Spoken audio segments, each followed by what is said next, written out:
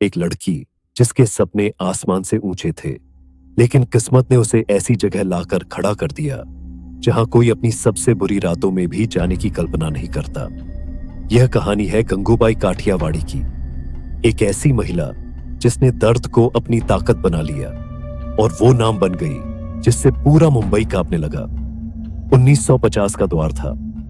महाराष्ट्र के एक छोटे से गांव में एक लड़की पैदा हुई जिसका नाम था गंगा।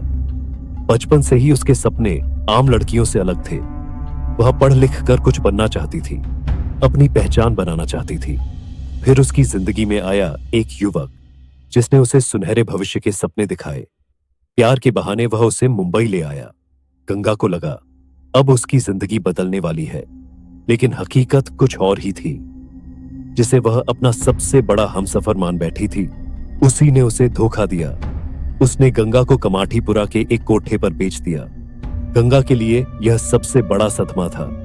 एक पल में उसके सारे सपने बिखर गए। उसने वहां से भागने की कोशिश की, रोई गिड़गिड़ाई, लेकिन भागने का कोई रास्ता नहीं था। कोठे की मालकिन ने साफ कह दिया, अब यही तेरा घर है। पहले गंगा ने बहुत संघर्ष किया, लेकिन धीरे धीरे उसने इस दुनिया को समझना शुरू किया। यहाँ की लड़कियों का दर्द, उनकी मजबूरी और समाज द्वारा ठुकराए जाने का एहसास उसे और मजबूत बनाता गया। फिर एक दिन ऐसा आया जिसने गंगा को गंगूबाई बना दिया। एक ऊंची पहुंच वाला आदमी आया जिसने गंगू पर जबरदस्ती करने की कोशिश की, लेकिन इस बार गंगू चुप नहीं रही। उसने पूरे दम से उसका सामना किया और सबके सामने उसे बेइज्जत कर भगा दिया। यह पहली बार था जब कोठे की किसी लड़की ने इतना बड़ा कदम उठाया था। धीरे धीरे गंगूबाई कोठे की सबसे ताकतवर महिला बन गई। उसने वहां की लड़कियों के हक के लिए आवाज उठानी शुरू कर दी। पुलिस, गुंडे और समाज के ठेकेदारों से लड़ना सीखा। नेताओं से संपर्क बनाए और अपनी जगह मजबूत कर ली।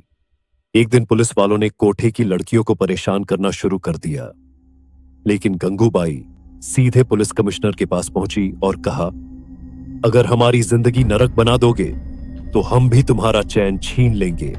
अब गंगूबाई सिर्फ कोठे की रानी नहीं थी, बल्कि कमाठीपुरा की औरतों की हक की लड़ाई की नेता बन चुकी थी।